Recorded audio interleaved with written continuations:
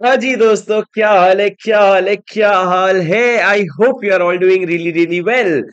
दोस्तों, क्या करने वाले हैं आज अपन बहुत ही माहौल रिवीजन करने वाले हैं for the chapter foreign contribution regulation act. और इस रिवीजन में हम इसके सारे अमेंडमेंट्स भी इनकॉर्पोरेट करके ही रिवीजन करेंगे। दोस्तों, शुरू करने के पहले मैं आप लोगों का एक कॉमनली आस्क्ड क्वेश्चन का जवाब दे देता हूं। सर, इस रिवीजन के हमको नोट्स कहां से मिलेंगे? दोस्तों, ये आपके सीए फाइनल के द अल्टीमेट सोल्यूशन का नोट्स का ही हिस्सा है। आप नीचे डिस्क्रिप्शन पे जाकर के इसको परचेज कर सकते हैं। अब सर, क्लास शुरू करते हैं। अगर आप लोगों को रिवीजन आगे चल करके जब भी पसंद आएगा, जब भी लगेगा यार क्या माहौल कवर हो गया, तो वीडियो को लाइक जरूर कर देना। अभी बिल्कुल भी जरूरत नहीं है।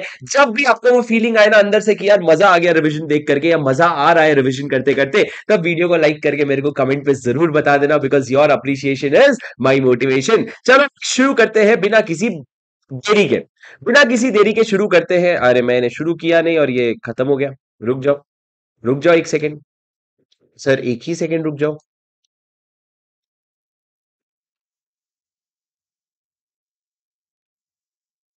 एक ही सेकेंड रुक जाओ।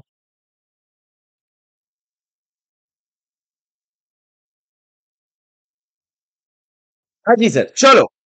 आ, आजा भाई, आ गया। चलो गाइस, हम लोग क्या करने वाले हैं, फॉरेन कंट्रीब्यूशन रेगुलेशन एक्ट का रिवीजन करने वाले हैं। सर, हम कोशिश करेंगे इसको 35 से 40 मिनट में खत्म कर दे। मेरी नॉर्मल से ज्यादा स्पीड रहेगी, बिकॉज ये चैप्टर आता है 4 नंबर का, उससे ज्यादा समय हमको देना नहीं है। सर, ये जो चैप्टर है ये किसको एप्लीकेबल है? ये एप्लीकेबल है to the whole of India, पूरे इंडिया में अप्लाई करता है। और ये उन सिटीजन ऑफ इंडिया को भी अप्लाई करता है जो इंडिया के बाहर है, या फिर जो इंडिया की कंपनीज है ना, उनकी अगर कोई बाहर सब्सिडरी, एसोसिएट या ब्रांच है, उनको भी अप्लाई करता है। क्या कहा मैंने? पूरे इंडिया को अप्लाई करता है। इंडिया के कुछ सिटीजन अगर इंडिया के बाहर है, उनको भी अप्लाई करता है, या इंडिया की कोई कंपनी जिसका सब्सिडरी, ब्रांच या एसोसिएट्स इंडिया के बाहर है, उनको भी अप्लाई करता है ये प्रोविजन। सर, इसमें कुछ इंपॉर्टेंट डेफिनेशन हम लोगों को पढ़ने हैं। सबसे पहले मैं आपको बता दूं फॉरेन कंट्रीब्यूशन का डेफिनेशन क्या होता है। फॉरेन कंट्रीब्यूशन का डेफिनेशन ये होता है कि अगर आपको कोई भी तरह का डोनेशन, डिलीवरी या ट्रांसफर मिला, किस चीज का क्या मिला? डोनेशन, डिलीवरी या ट्रांसफर। किस चीज का? किसी आर्टिकल, करेंसी या सिक्योरिटी का। आर्टिकल, करेंसी या सिक्योरिटी का जो आपको किसी फॉरेन सोर्स से मिला है, फॉरेन सोर्स से मिला है, तो लॉ कहता है बेटा अगर फॉरेन सोर्स से तेरे को किसी आर्टिकल, करेंसी या सिक्योरिटी का डोनेशन, डिलीवरी या ट्रांसफर मिला है ना, तो उसको हम फॉरेन कंट्रीब्यूशन मानेंगे। सर, आर्टिकल के डेफिनेशन में पर इन्होंने बोला कि अगर आपको कोई आर्टिकल एज ए गिफ्ट मिल रहा है, और वो भी पर्सनल यूज के लिए मिल रहा है। किसके लिए? पर्सनल यूज के लिए मिल रहा है, जिसकी मार्केट वैल्यू जो है ना, वो अगर 1 लाख रुपए या उससे कम है ना, तो हमने बोला फिर उसको आर्टिकल मत समझना, फिर उसको गिफ्ट मत समझना, फिर उसको फॉरेन कंट्रीब्यूशन ही मत समझना। मतलब सर, चाहे किसी से भी, जरूरी नहीं है मेरे रिलेटिव से, किसी से भी अगर मेरे को फॉरेन कंट्रीब्यूशन मिल रहा है आर्टिकल के फॉर्म में, उसकी वैल्यू 1 लाख रुपए या उससे कम है, तो लॉ कहता है उसको भूल जाओ, उसको कोई कंसिडर करने की जरूरत ही नहीं है। सर, करेंसी में आपका आईएनआर भी आ जाता है और फॉरेन करेंसी भी आ जाता है, और सिक्योरिटी में वो सिक्योरिटी आते हैं जो फेमा एक्ट के अंदर या एससीआरए एक्ट के अंदर डिफाइंड है। सर, उसके बाद मैंने बोला दो चीजें, एक तो डीम्ड फॉरेन कंट्रीब्यूशन कुछ होता है, और दूसरा कॉन्सेप्ट क्या होता है, एक डीम्ड फॉरेन कंट्रीब्यूशन और दूसरा कुछ चीजों को हम एक्सक्लूड करते हैं। क्या होता है सर डीम्ड फॉरेन कंट्रीब्यूशन? कोई इंसान जिसको फॉरेन कंट्रीब्यूशन मिला, वो भी अगर डोनेशन, डिलीवरी या ट्रांसफर कर रहे हैं ना उस आर्टिकल, करेंसी या सिक्योरिटी का, तो उसको भी फॉरेन कंट्रीब्यूशन मान लिया जाएगा। मतलब सर, फॉरेन सोर्स नहीं, कोई इंडिया का ही इंसान जिसको फॉरेन कंट्रीब्यूशन मिला, वो अगर डोनेशन, डिलीवरी या ट्रांसफर कर रहे हैं, तो फॉरेन कंट्रीब्यूशन मान लिया जाएगा।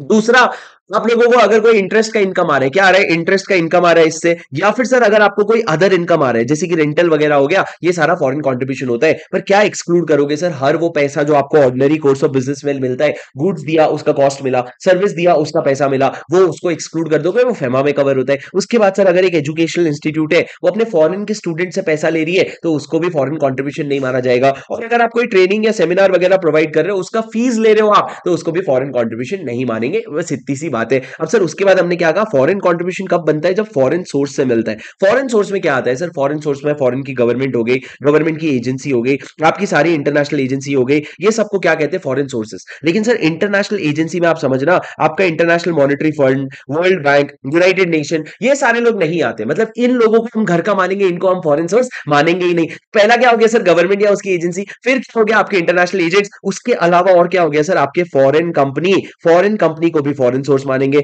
मल्टीनेशनल कंपनी को भी फॉरेन सोर्स मानेंगे, सिटीजन आउटसाइड इंडिया मतलब इंडिया के बाहर का कोई सिटीजन है, इंडिया का सिटीजन नहीं, इंडिया के बाहर का जो सिटीजन है उसको भी क्या मानोगे, फॉरेन सोर्स मानोगे। लेकिन सर कोई इंडिया का सिटीजन है, इंडिया के बाहर रह रहा है, यानी कि एनआरआई है, क्या उसको भी फॉरेन सोर्स मानोगे? नहीं सर, एनआरआई दिल से तो हिंदुस्तानी है ना सर। फॉरेन सोर्स मतलब क्या, हर वो इंसान जो दिल से हिंदुस्तानी नहीं है। उसके बाद सर मैंने क्या कहा, सर एक इंडियन कंपनी को भी ना, एक इंडियन कंपनी को भी फॉरेन सोर्स मान लिया जाएगा अगर उसमें आधे से ज्यादा नॉमिनल वैल्यू इन्वेस्टमेंट किसका है पता है, बाहर के सरकार का, या बाहर के किसी यूनियन का, या बाहर के किसी सोसाइटी क्लब एसोसिएशन वगैरह का। अगर उनका उनका इंडिया, ये इंडियन कंपनी में मान लो ये रिलायंस है और इनका इन्वेस्टमेंट आधे से ज्यादा नॉमिनल वैल्यू का है ना, तो उस केस में हम क्या मानेंगे उसको, इस इंडियन कंपनी को फॉरेन सोर्स मान लेंगे। पर इसका एक एक्सेप्शन है जो एग्जाम में आता है कि अगर ये आधे से ज्यादा नॉमिनल वैल्यू जो है ना वो फेमा के लिमिट्स के अंदर है, आप फेमा के लिमिट्स के अंदर इन्वेस्ट कर रखे हो, तो फिर इसको फॉरेन सोर्स नहीं मानेंगे, फिर तो है तो इंडियन कंपनी ना। उसके अलावा सर आपके जितने भी यूनियन होते हैं जो इंडिया में रजिस्टर्ड, इंडिया के बाहर रजिस्टर्ड है, जितने भी आपके सोसाइटीज होते हैं, क्लब्स होते हैं, एसोसिएशन होते हैं, और जो भी चीजें होती है, फाउंडेशन होते हैं, ट्रस्ट होते हैं, ये सारे लोग कहां पे क्या कहलाते हैं सर, फॉरेन सोर्स कहलाते हैं। उसके बाद सर मेरे को बताओ फॉरेन कंपनी के डेफिनेशन में क्या आता है। फॉरेन कंपनी का डेफिनेशन हमारा कंपनीज एक्ट का 242 से नहीं मिलता जुलता। फॉरेन कंपनी मतलब कोई भी कंपनी, एसोसिएशन ऑफ इंडिविजुअल या बॉडी ऑफ इंडिविजुअल है जो इंडिया के बाहर इनकॉर्पोरेटेड है, उसको हम फॉरेन कंपनी मानेंगे। इसमें 4 लोगों को इंक्लूड कर देना बेटा, 379 कंपनीज एक्ट के 379 वाले फॉरेन कंपनी को भी इंक्लूड कर देना, किसी फॉरेन कंपनी के सब्सिडरी को, किसी फॉरेन कंपनी के रजिस्टर्ड ऑफिस या प्लेस ऑफ बिजनेस को, और मल्टीनेशनल कंपनीज को भी इंक्लूड कर लेना फॉरेन कंपनी में। तो ये फॉरेन कंपनी बन जाएंगे, और फॉरेन कंपनी बनते ही फॉरेन सोर्स बन जाएंगे। इनसे लिया हुआ पैसा फॉरेन कंट्रीब्यूशन समझ जाएगा। तुम फॉरेन समझ रहे हो कि नहीं, फॉरेन लैंग्वेज मेरा। सर मैंने क्या कहा, इन लोगों को फॉरेन कंपनी मान लेना, फॉरेन कंपनी मानती फॉरेन सोर्स बन जाएंगे, फॉरेन सोर्स एसीएस देगा, आर्टिकल करेंसी या सिक्योरिटी, तो फॉरेन कंट्रीब्यूशन मान लिया जाएगा। सर अब मल्टीनेशनल कंपनी क्या होता है, मल्टीनेशनल कंपनी मतलब वो कंपनी जिसका सबसे पहला पॉइंट है तुम इनकॉर्पोरेट इंडिया के बाहर हुए हो, और उसके बाद या तो तुम्हारे सब्सिडरी या ब्रांचेस एक से ज्यादा कंट्री, दो से ज्यादा कंट्री में या 2 कंट्री में है, या फिर तुम्हारा प्लेस ऑफ बिजनेस 2 या 2 से ज्यादा कंट्री में है। सर आप इंडिया के बाहर इनकॉर्पोरेट हुए हो एंड हैविंग सब्सिडरी और ब्रांचेस इन 2 और मोर देन 2 कंट्रीज, और having place of business in 2 और more than 2 countries will be considered as a multinational company। Sir क्या टेस्ला मल्टीनेशनल कंपनी है? हाँ। क्या हिंदुस्तान मल्टीनेशनल कंपनी है? नहीं। सर ये हो गया आपका फॉरेन कंट्रीब्यूशन, फॉरेन सोर्स और फॉरेन कंपनी और एमएनसी का डेफिनेशन। सर फॉरेन हॉस्पिटैलिटी क्या होता है? सर आपको अगर किसी भी तरह का ऑफर आया है कैश में या काइंड में, जिसके वजह से आपका ट्रैवलिंग, लॉजिंग, बोर्डिंग और medical expenses, travelling, lodging, boarding और मेडिकल एक्सपेंसेस ये सारे फ्री हो गए ना, तो ये सारे ऑफर को हम क्या बोलेंगे, फॉरेन हॉस्पिटैलिटी। लेकिन सर अगर कैजुअल ऑफर है ना, तो उसको फॉरेन हॉस्पिटैलिटी नहीं बोलेंगे। Offer which is purely a casual one, उसको फॉरेन हॉस्पिटैलिटी नहीं बोलेंगे। सर पर्सन के डेफिनेशन में कौन आता है? इंडियन इंडिविजुअल आता है, एसोसिएशन आता है, हिंदू अनडिवाइडेड फैमिली आता है। सर मेजर डेफिनेशन और इंपॉर्टेंट डेफिनेशन इतने ही थे। उसके बाद सर हमने शुरू किया सेक्शन नंबर। सर मैं आपको नोट से पढ़ाऊंगा, प्लीज मेरे को कमेंट में बताना आपको ये तरीका कैसा लग रहा है, आपको ये तरीका जम रहा है क्या, आपने मेरे को कमेंट में बताना पड़ेगा। पर मैं ये नया अप्रोच ले रहा हूं, अगर आपको चाहिए कि बुक से वर्ड बाय वर्ड रीडिंग करूं, तो वो बुक से वर्ड बाय वर्ड रीडिंग जो है मेरे पहले रिविजन वीडियोस में बना हुआ है, वो आप जाकर के देख सकते हो। पर सर ये जो लेटेस्ट रिविजन है इसमें मैं कुछ नया तरीका ट्राई कर रहा हूं, मेरे को बताना जरूर कैसा आपको पसंद आ रहा है। सर सेक्शन नंबर 3 क्या है? सेक्शन नंबर 3 क्या है बेटा, और आप लोगों को बता दूं जो मेरे क्लास के बच्चों, तुमको नहीं पता ये रिविजन तुमको कितना हेल्प करेगा, तुम्हारे इतने कॉन्सेप्चुअल क्लैरिटी होने के बाद बहुत हेल्प करेगा ये रिवीजन तुमको, और तुमको पता है तुम्हारे ही फ्लो में है ये। तो मेरी बात सुनो सर, सेक्शन नंबर 3 क्या है? सेक्शन नंबर 3 कहते हैं कुछ लोग प्रोहिबिटेड है क्या करने से, फॉरेन कंट्रीब्यूशन ऑब्टेन करने से। प्रोहिबिटेड मतलब कुछ भी होता है नहीं करने देंगे। कौन से लोग सर? सर आपके गवर्नमेंट से रिलेटेड कुछ लोग थे, उसके बाद न्यूज से रिलेटेड कुछ लोग थे, और उसके बाद इलेक्शन से रिलेटेड कुछ लोग थे। सर इलेक्शन क्या बोल रहा हूं, आपके गवर्नमेंट से रिलेटेड, अरे गवर्नमेंट हो गया ना, पॉलिटिशियन से रिलेटेड कुछ लोग थे। सर पहले पॉलिटिशियन वाली बात करते हैं। सर अगर आप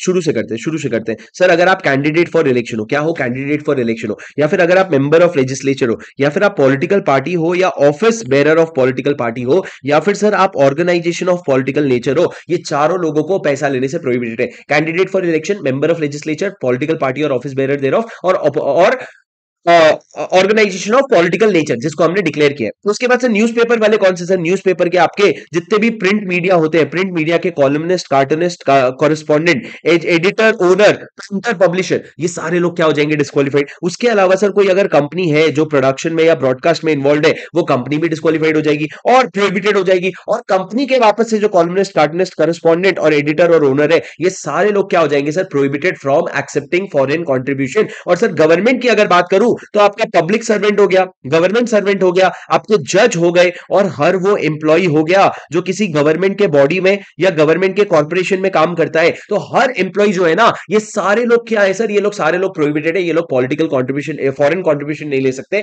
डायरेक्टली भी नहीं ले सकते, इनडायरेक्टली भी नहीं दे सकते। इनडायरेक्टली मतलब क्या, अगर मैं एक ऐसा इंसान हूं जो फॉरेन कॉन्ट्रीब्यूशन लेके पॉलिटिकल पार्टी को दे रहा हूं तो मैं नहीं ले सकता। अगर मैं ऐसा इंसान हूं जो फॉरेन कॉन्ट्रीब्यूशन लेके पॉलिटिक्स पार्टी को नहीं किसी और को दे रहा हूं जो पॉलिटिकल पार्टी को जाके दे देगा, लॉ ने बोला नहीं ना यार, क्या मजाक कर रहे हैं, नहीं, घुमा फिरा के पैसे नहीं देने, इनडायरेक्टली भी फॉरेन कॉन्ट्रीब्यूशन एक्सेप्ट करना प्रोहिबिटेड है।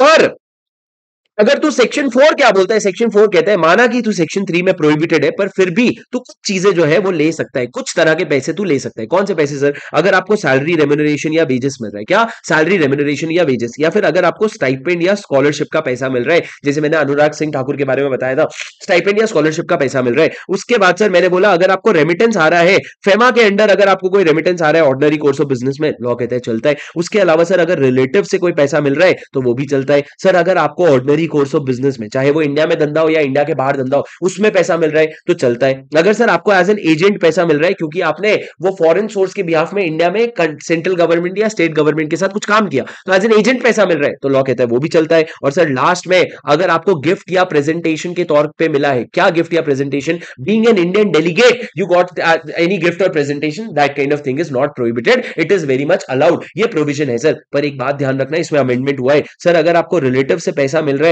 वो 10 लाख रुपए या उससे ज्यादा है ना, तो आप 3 महीने के अंदर FC1 फॉर्म फाइल करोगे। क्या फाइल करोगे? FC1। पहले ये 1 लाख और पहले ये 1 महीना हुआ करता था या 30 डेज हुआ करता था, अब ये 10 लाख और 3 महीना हो गया है सर। 10 लाख, 10 लाख रुपए, क्या कहा मैंने? 10 लाख रुपए, हाँ 10 लाख रुपए से ज्यादा, मैंने 10 लाख रुपए या उससे ज्यादा बोला, यहां पे सिर्फ 10 लाख रुपए से ज्यादा है। मतलब अगर आपका 10 लाख रुपए एग्जैक्ट होगा तो आपको डिक्लेरेशन नहीं देना पड़ेगा, 10 लाख से ज्यादा पे डिक्लेरेशन देना पड़ेगा। उसके बाद सर आ जाओ section number 5। Sir section number 5 क्या कहता है कि सेंट्रल गवर्नमेंट को अगर लगेगा ना, सेंट्रल गवर्नमेंट को अगर इच्छा होगी ना, तो वो क्या करेगा, हाँ सेंट्रल गवर्नमेंट को अगर कोई इच्छा होगी ना तो वो किसी ऑर्गेनाइजेशन को क्या कर देगा, organisation of political nature declare कर देगा। क्या डिक्लेयर कर देगा? Organisation of political nature. उसके लिए सर सेंट्रल गवर्नमेंट को भेजना पड़ेगा नोटिस। जब नोटिस आया ना तो ऑर्गेनाइजेशन के पास 30 डेज का टाइम है, 30 डेज के अंदर रिस्पॉन्ड करना। उसके बाद सर नोटिस का रिस्पॉन्ड जाएगा, उसके बाद सेंट्रल गवर्नमेंट ऑर्डर पास करके आपको organisation of political nature declare करेगा। सर अगर करेगा ना तो कितने दिन के अंदर, जिस दिन आपने नोटिस भेजा था ना, ये जो नोटिस आपने भेजा था उससे 120 दिन के अंदर अंदर कर देना। अगर 120 दिन के अंदर नहीं कर पाया ना,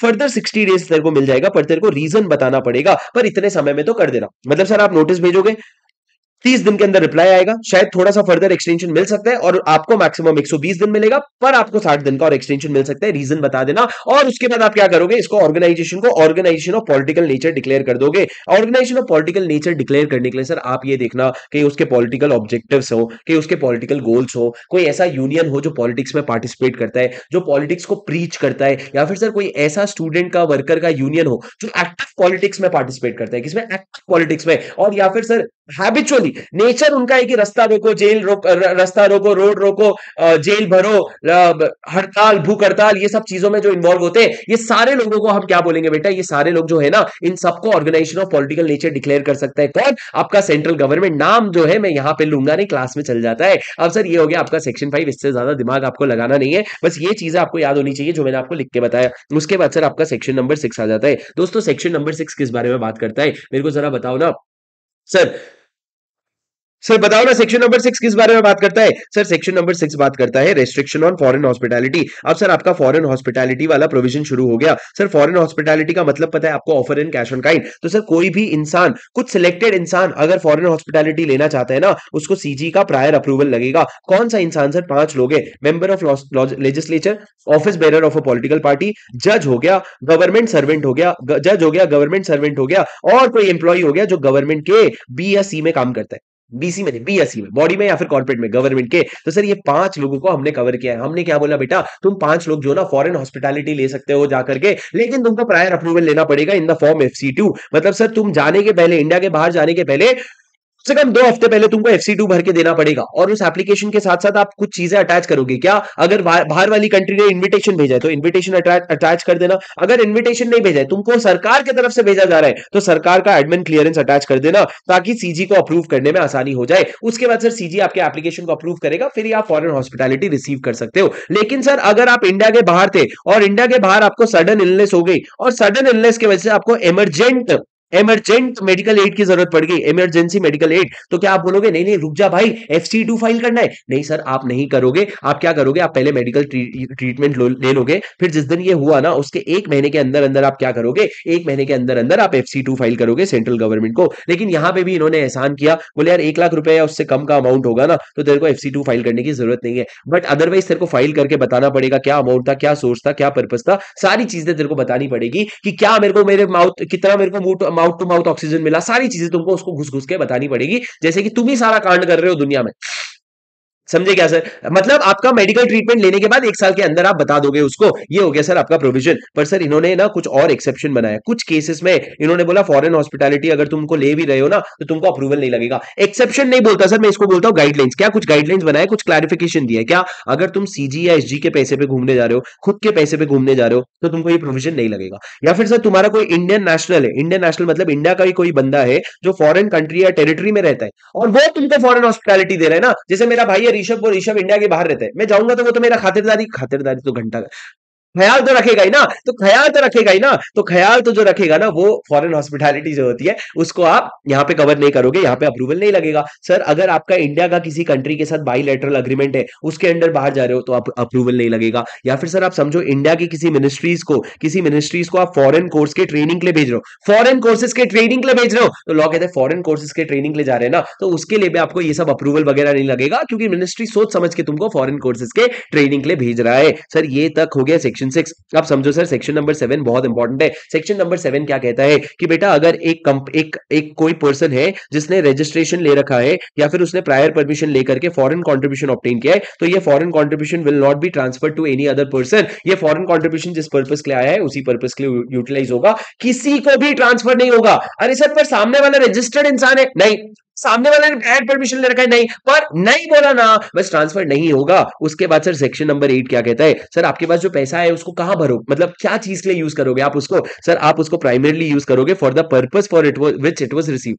जब सर आप अपना एप्लीकेशन देते हो ना रजिस्ट्रेशन के लिए, तो उसमें आप पर्पस बताते हो, तो जो भी पर्पस है उसके लिए आप यूज करोगे। पर सर स्पेक्युलेटिव बिजनेस के लिए यूज मत करना। किसके लिए यूज मत करना? स्पेक्युलेटिव बिजनेस के लिए यूज मत करना। स्पेक्युलेटिव बिजनेस यानी कि क्या? अगर आप कोई ऐसा एक्टिविटी या इन्वेस्टमेंट में इन्वेस्ट कर रहे हो जहां पे अप्रिसिएशन या डिप्रिसिएशन का रिस्क है, और ये जो रिस्क है ना this is directly linked to market forces. There is a risk of appreciation और depreciation of your investment and that risk is linked to market force, तो लॉ ने बोला ये स्पेक्युलेटिव बिजनेस है। या फिर सर आप कोई ऐसे स्कीम में इन्वेस्ट कर रहे हो 25 दिन में नहीं, वो नहीं, वो भी कवर्ड होता है। कोई ऐसी स्कीम में आप इन्वेस्ट कर रहे हो जो आपको प्रॉमिसिंग रिटर्न दे रहा है, बोले भाई भारी रिटर्न 25 दिन में पैसा डबल, जैसे कि लैंड का हो गया, चिट का हो गया, ऐसे स्कीम में, तो ये भी स्पेक्युलेटिव बिजनेस माना जाएगा। पर सर अगर आप डेट बेस्ड सिक्योर्ड फंड में इन्वेस्ट कर रहे हो ना, तो लॉ कहता है उसको फिर हम क्या नहीं मानेंगे, उसको हम स्पेक्युलेटिव बिजनेस नहीं मानेंगे। उसके बाद मैंने क्या कहा सर?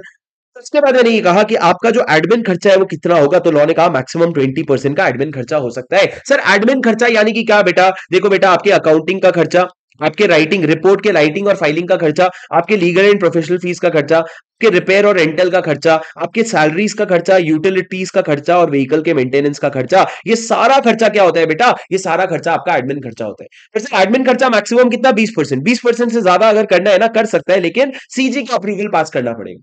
सर कौन सा खर्चा एडमिन खर्चा में नहीं आता है? दो खर्चा। अगर तुम ट्रेनिंग के काम में हो या रिसर्च के काम में हो, और जो इंसान ट्रेनिंग प्रोवाइड करता है या जो इंसान collection and analysis of field data करता है, मतलब जो वो कलेक्शन कर रहा है और एनालिसिस कर रहा है, तो वो तो तुम्हारा मेन ऑब्जेक्टिव का काम कर रहे हैं ना, तो इनको जो आप सैलरी दे रहे हो उसको आप एडमिन एक्सपेंस नहीं मानोगे।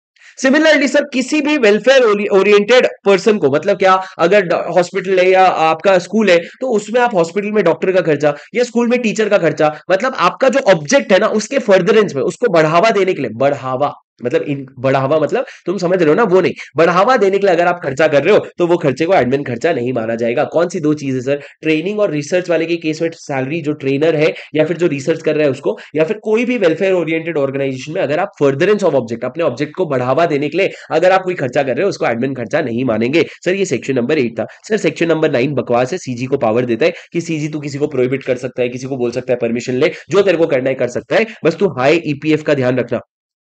तो ये जो ज्ञान दे रहा है ना कि तू परमिशन ले, तू मत ले, ये सब जो तू ज्ञान देगा ये हाई ईपीएफ को ध्यान में रखते हुए देना। मतलब तेरे हिसाब से अगर कंट्री के हार्मनी को इंपैक्ट करेगा, या फिर कंपनी के इंडिया के इंटेग्रिटी को इंपैक्ट करेगा, या freedom of election in India को इंपैक्ट करेगा, या ठीक है पब्लिक इंटरेस्ट में तेरे को सही लगता है, या फिर सर इंडिया के बाहर वाले स्टेट्स के फ्रेंडली रिलेशन को इंपैक्ट करेगा, जाके तू इस तरह का ऑर्डर देना, मतलब वरना मत देना। सर हमने सीजी को पावर दिया है कि सीजी तू ना बहुत सारे लोगों को कंट्रोल कर सकता है, पर कंट्रोल इन बेसिस पे करना। ये मत बोलना मेरी मर्जी हो रही है, आज मैं बीजेपी बैठा है बोले मेरी मर्जी हो रही है, आज मैं राहुल गांधी का है ना एक एनजीओ बंद करवा देता हूँ। नहीं बेटा, थोड़ा ढंग से कर, हाई ईपीएफ का तो ध्यान रख। उसके बाद सर सेक्शन नंबर 10 क्या कहता है? सर सेक्शन नंबर 10 ये कहता है कि सेंट्रल गवर्नमेंट को अगर एप्लीकेशन या किसी भी कारण से अगर उसको सेटिस्फैक्शन मिल जाता है, सोचो एप्लीकेशन से ही सेटिस्फैक्शन मिल जाता है, तो अगर एप्लीकेशन से अगर सेटिस्फैक्शन मिल गया क्या कि कोई इंसान है जिसके पास फॉरेन कंट्रीब्यूशन है इन कॉन्ट्रावेंशन ऑफ दिस एक्ट, आपके इस एक्ट के कॉन्ट्रावेंशन में आपके पास फॉरेन कंट्रीब्यूशन है, तो वो आपको प्रोहिबिट कर देगा कि ना तो इसको पे करेगा, ना तो इसको डिलीवर करेगा, ना तो इसको ट्रांसफर करेगा, और ना ही किसी तरीके से भी तू इससे डील करेगा। You will not deal in this foreign contribution जब तक हम तुमको बोले। वो आर्टिकल करेंसी या सिक्योरिटी में डील नहीं करोगे जब तक हम तुमको परमिशन दे, और अगर तुमने डील कर दिया ना तो सेक्शन नंबर 34 के अंदर तुम जेल भी जाओगे 3 साल तक के लिए, तुमको फाइन भी लगेगा, और सर और एडिशनल फाइन भी लग सकता है। कितना एडिशनल फाइन? जो वैल्यू था ना तुम्हारे आर्टिकल करेंसी या सिक्योरिटी का, उतना तक का तुमको एडिशनल फाइन भी लग सकता है। बाकी तुम इसमें डील मत करना जब तक हम तुमको प्रोहिबिट करके रखे हैं। उसके बाद सर सेक्शन नंबर 11 क्या कहता है कि अगर आपको फॉरेन कंट्रीब्यूशन लेना है ना तो आपको या तो सर्टिफिकेट ऑफ रजिस्ट्रेशन लेना पड़ेगा या फिर प्रायर परमिशन लेना पड़ेगा। सर्टिफिकेट ऑफ रजिस्ट्रेशन 3A में आता है, फॉर्म FC 3A, और prior permission form FC 3B में फाइल होता है।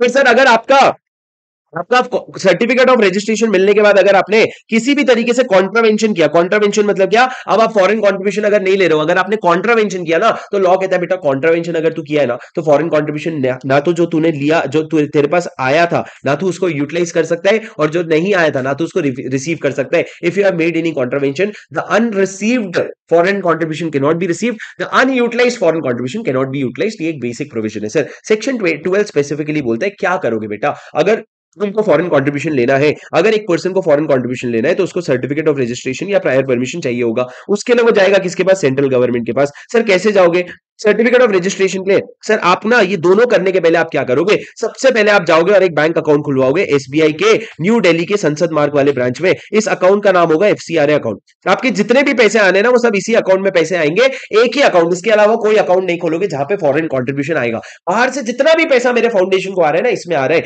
यहां से मैं अलग अलग अकाउंट में हालांकि यूज करने के लिए ले जा सकता हूं। अब सर ये जो एफसीआरए का अकाउंट खुल गया ना उसके बाद मैं फाइल करूंगा FC form FC3A।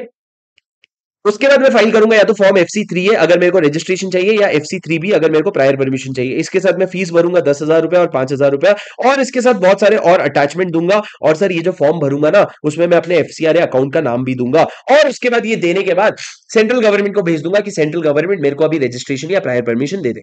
Central government क्या करेगा? 90 दिन का टाइम लेगा, और 90 दिन के अंदर सर वो इंक्वायरी करेगा कि क्या तुम सेक्शन 12 सबसेक्शन 4 वाले कंडीशन मीट कर रहे हो।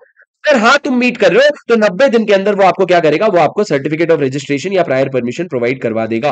पर 90 दिन के नहीं कर पा रहे हैं ना तो वो एक्सटेंशन ले सकता है, लेकिन उसको रीजन बताना पड़ेगा सामने से कि भाई तेरा एप्लीकेशन आया है, मेरे को पता है 90 दिन निकल गए, थोड़ा और टाइम दे, मैं ठीक करके तेरे को देता हूं। सर 12 सबसेक्शन 4 में आप चेक क्या करोगे? सर 12 सबसेक्शन 4 में आप 7 चीजें चेक करते हो। कितनी? 7 चीजें। पहले वाली चीज में आप क्या चेक करते हो? पहले वाले केस में आप चेक करते हो कि द पर्सन एप्लीकेंट, वो एप्लीकेंट जो है ना वो एक्ट में कहीं कॉन्ट्रावीन तो नहीं हुआ है, वो कहीं बेनामी या फिक्टिटियस तो नहीं है, वो कहीं कन्विक्ट तो नहीं हुआ है। किस चीज के लिए कन्विक्ट सर? या तो कन्वर्जन ऑफ रिलीजन के लिए, या फिर कम्युनल टेंशन के लिए, वो अपनी कम्युनिटी में टेंशन ला रहे हैं, या फिर सर वो डाइवर्जन ऑफ फंड या मिस यूटिलाइजेशन ऑफ फंड के लिए तो लायबल नहीं है।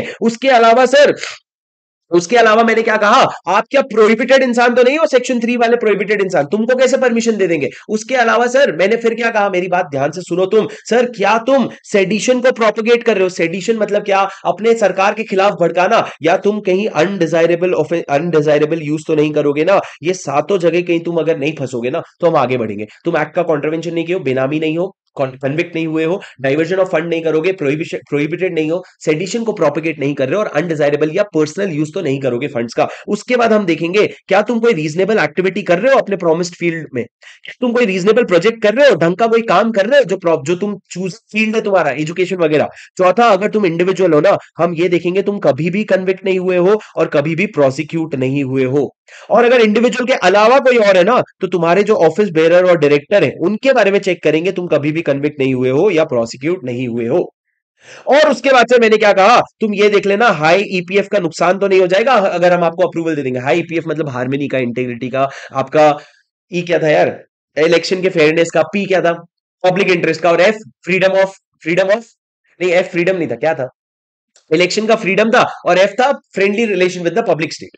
तो ये सब चीजों में आपके डिस्क्वालीफाई नहीं हो रहे। और सातवां, कहीं ये फॉरेन कंट्रीब्यूशन लेने की वजह से किसी की जान तो खतरे में नहीं आ जाएगी या कोई ऑफेंस तो इनिशिएट नहीं हो जाएगा ना, मतलब कि ये टेररिस्ट फाइनेंसिंग का पैसा नहीं है या किसी के मर्डर का पैसा नहीं है। ये सारी चीजें वेरीफाई करने के बाद, इंक्वायरी करने के बाद 90 दिन के अंदर सीजी अप्रूवल देगा। ज्यादा घुस घुस के इंक्वायरी करेगा तो 90 दिन से ज्यादा भी ले सकता है, लेकिन रीजन बताना पड़ेगा। अगर उसको लगा सब कुछ ठीक है तो वो आपको अप्रूवल दे देगा। सर आपको अभी सर्टिफिकेट ऑफ रजिस्ट्रेशन मिल जाएगा या प्रायर परमिशन, दोनों के केस में इंक्वायरी होगा सर। अगर सर्टिफिकेट ऑफ रजिस्ट्रेशन मिल गया ना तो इसकी वैलिडिटी होती है 5 साल की। प्रायर परमिशन मिला तो ये तो स्पेसिफिक पर्पस के लिए वैलिडिटी होता है, बस बात खत्म, इसकी स्पेसिफिक पर्पस की वैलिडिटी होती है। उसके बाद सर सेक्शन नंबर 12 क्या कहते हैं, आईडी प्रूफ मांग सकता है कौन, सेंट्रल गवर्नमेंट। जब आप उनके पास, आप जब सर्टिफिकेट ऑफ रजिस्ट्रेशन के लिए जा रहे हो या प्रायर परमिशन के लिए जा रहे हो या रिन्यूअल के लिए जा रहे हो, कभी भी जा रहे हो ना, तो सेंट्रल गवर्नमेंट आपके ऑफिस बेरर और डायरेक्टर्स का आईडी प्रूफ मांग सकता है, यानी कि आधार कार्ड मांग सकता है, बाहर वाले हो तो पासपोर्ट मांग सकते हैं, पासपोर्ट नहीं है तो overseas citizen of India card है तो उससे भी काम चला लेगा, ओवरसीज सिटीजन ऑफ इंडिया, पर सेंट्रल गवर्नमेंट आपसे ये चीजें मांग सकता है। सर सेक्शन नंबर 12 क्या कहता है उसके बाद, सर सेक्शन नंबर 12 हो गया, सॉरी सेक्शन नंबर 13 क्या कहता है सर, 13 14 15 16 अपन साथ में पढ़ेंगे, 14 के बाद 14 ए भी आता है। सर सबसे पहले मैंने बोला सेक्शन 14 क्या कहता है, सेक्शन 14 कहता है तुम्हारा रजिस्ट्रेशन कैंसिल हो सकता है। अगर तुम 5 साल के लिए रजिस्ट्रेशन हुए थे, कैंसिल हो सकता है अगर तुम टर्म्स एंड कंडीशंस का ब्रीच करते हो, अगर तुम एक्ट के कॉन्ट्रावेंशन में काम करते हो, अगर पब्लिक इंटरेस्ट में लगता है तुम्हारा रजिस्ट्रेशन कैंसिल कर देना चाहिए, या फिर सर अगर तुमने जब इनकॉर्पोरेट हुए थे ना तो तुमने फॉल्स या इनकरेक्ट इंफॉर्मेशन दिया था, या आप पिछले 2 साल से कोई ढंग का काम ही नहीं कर रहे हो, या फिर आप डिफंक्ट हो गए हो, पिछले 2 साल से ढंग का काम ही नहीं कर रहे हो, या फिर आप डिफंक्ट हो गए हो, तो ये सारे केसेस में क्या होगा सर, आपका रजिस्ट्रेशन कैंसिल हो सकता है। लेकिन कैंसिल होने के पहले आपको ऊब तो देंगे ना, ऊब मतलब अपॉर्चुनिटी ऑफ बीइंग हर्ड देंगे, उसके बाद ही कैंसिल करेंगे। सर एक छोटा सा पॉइंट है, ध्यान से सुन लो, क्लास वाले बच्चे और भी ध्यान से सुन लो। अगर आपका एक बार रजिस्ट्रेशन कैंसिल होता है ना, एक लाइन देखो यहाँ पे लिखा है, अगर आपका एक बार रजिस्ट्रेशन कैंसिल होता है ना बेटा, तो उसके बाद तुम ना अगले 3 साल तक जाकर के फ्रेश रजिस्ट्रेशन के लिए अप्लाई नहीं कर सकते। अगर तुम्हारा रजिस्ट्रेशन या प्रायर परमिशन कैंसिल होता है तो तुम अगले 3 साल तक जाकर के फ्रेश रजिस्ट्रेशन के लिए अप्लाई नहीं कर सकते। ये बहुत इंपॉर्टेंट पॉइंट है। उसके बाद मैंने क्या कहा सर, ये सेक्शन नंबर, ये हो गया सेक्शन नंबर 14 जो कैंसिल की बात करता है सर। लेकिन कैंसिल होने के प्रोसेस में अगर आपको लगता है इंक्वायरी करनी और इंक्वायरी लंबा चलेगा तो क्या हो सकता है सर, आपका सेक्शन नंबर 13 में आपका लाइसेंस सस्पेंड हो सकता है। सर सस्पेंड कब होगा, सस्पेंड 180 दिन के लिए होगा, पेंडिंग कैंसिलेशन, और 180 दिन का फर्दर 180 दिन का एक्सटेंशन भी हो सकता है। सर जब आपका लाइसेंस कैंसिल होगा ना, तब उस समय आप एक भी रुपया रिसीव नहीं कर सकते फॉरेन कंट्रीब्यूशन, पर अगर करना है ना तो सीजी का अप्रूवल ले लेना, और रुपया एक भी यूटिलाइज नहीं कर सकते फॉरेन कंट्रीब्यूशन का, पर अगर आपको करना है ना तो 25% तक आप कर सकते हो सीजी के अप्रूवल से, पर बाकी 75% तो बिल्कुल भी नहीं कर सकते आप। बाकी 75% बाजू में रख दे भाई, अगर सस्पेंशन हट जाएगा तो यूज कर लेना, और अगर सस्पेंशन हटेगा नहीं, तेरा अगर कट जाएगा मतलब क्या, तेरा रजिस्ट्रेशन कैंसिल हो जाएगा, तो फिर सर ये 75% आप तो यूज नहीं करोगे, ये पैसा हम कहीं पे ट्रांसफर कर देंगे, उसके बारे में पढ़ते हैं। पर सर सेक्शन नंबर 13 क्या कहता है, सस्पेंशन, 14 क्या कहते हैं, कैंसिलेशन। कैंसिलेशन के पेंडिंग में आप क्या कर देते हो, सस्पेंशन कर देते हो 180 डेज प्लस 180 डेज। उसके बाद सर सेक्शन नंबर 14 ए क्या कहता है, सरेंडर। सर सरेंडर क्या होता है, आप अगर नहीं चाहो तो सामने से मुंह पे फेंक के मार सकते हो, बोले नहीं चाहिए मेरे को सर्टिफिकेट ऑफ रजिस्ट्रेशन, सर ये आप फेंकोगे FC7 में, आप जाओगे सेंट्रल गवर्नमेंट के पास, पर सेंट्रल गवर्नमेंट के पास जाओगे तो ऐसे ही नहीं सरेंडर ले लेगा, वो चेक करेगा बेटा कॉन्ट्रावेंशन तो नहीं करके आ गया है तू, मैं करके आया, ऐसा बोलने से नहीं चलेगा, ये करना पड़ेगा कि कहीं कॉन्ट्रावेंशन तो नहीं किया है तूने। और दूसरा ये चेक करेंगे मैनेजमेंट का क्या होगा, क्या अथॉरिटी के पास जाएगा। अगर ये दोनों चीजें हमको जम गई ना तो हम आपका सरेंडर एक्सेप्ट कर लेंगे। सर सरेंडर एक्सेप्ट करने के बाद क्या होगा, वैसे तो आपका सर्टिफिकेट ऑफ रजिस्ट्रेशन 5 साल के लिए वैलिड होता है, लेकिन जिस दिन सरेंडर एक्सेप्ट हो गया ना उस दिन इसका वैलिडिटी एंड हो गया, deemed that the validity has ended, ऐसा मान लिया जाएगा। उसके बाद सर सेक्शन नंबर 16 के बाद आ जाओ, सेक्शन नंबर 14 ए के बाद आ जाओ सेक्शन नंबर 15। सेक्शन नंबर 15 क्या कहता है सर, जब भी कोई ऑर्गेनाइजेशन है उसका अगर लाइसेंस कैंसिल होता है या फिर लाइसेंस रिन्यू नहीं करवाते ये लोग, तो सर उसके जितने भी असेट्स है ना वो स्पेसिफाइड बैंकिंग अथॉरिटी के पास चला जाता है। किसके पास? बैंकिंग अथॉरिटी के पास। और सर ये बैंकिंग अथॉरिटी का रोल क्या होता है? अगर इनको लगता है कि पब्लिक इंटरेस्ट में है कि हमको कंपनी चलानी चाहिए या ऑर्गेनाइजेशन चलाना चाहिए, तो वो ऑर्गेनाइजेशन के एक्टिविटीज को मैनेज करते हैं। पर सर मैनेज करने के लिए वो अगर चाहे ना तो फॉरेन कंट्रीब्यूशन का पैसा यूटिलाइज भी कर सकते हैं, और कोई असेट बेचना है ना तो असेट को बेच भी सकते हैं। सर अगर कोई ऑर्गेनाइजेशन है जिसका लाइसेंस कैंसिल हो गया, तो उसका टेक ओवर कौन कर लेगा? एक बैंकिंग अथॉरिटी, और बैंकिंग अथॉरिटी पूरा ध्यान रखेगी। ये सर हो गया आपका सेक्शन नंबर 15। उसके बाद सेक्शन नंबर 16 क्या कहता है? रिन्यूअल के बारे में। सर आपका 5 साल का वैसे तो वैलिडिटी होता है, लेकिन 5 साल के एक्सपायर होने के पहले इस समय पे आप क्या करवा सकते हो? रिन्यूअल का एप्लीकेशन फाइल कर सकते हो। सर रिन्यूअल का एप्लीकेशन है फॉर्म FC3C, और इसमें आपको 5,000 रुपए देना पड़ता है रिन्यूअल के एप्लीकेशन के लिए। पर अगर आपने नहीं किया ना सर, तो उसके बाद आपको 1 साल और मिलेगा। ये 1 साल में आप FC3C फाइल कर सकते हो, 5,000 रुपए के साथ आपको 5,000 रुपए और फाइन देना पड़ेगा, और आपका रिन्यूअल हो जाएगा। और अगर इसके बाद भी अगर नहीं किया ना, तो यहां पे आपको फ्रेश एप्लीकेशन ही करना पड़ेगा। अब आपका रिन्यूअल नहीं होगा, और ये मान लिया जाएगा कि आपका लाइसेंस इसी दिन क्या हो गया था? सीज हो गया था, कैंसिल हो गया था।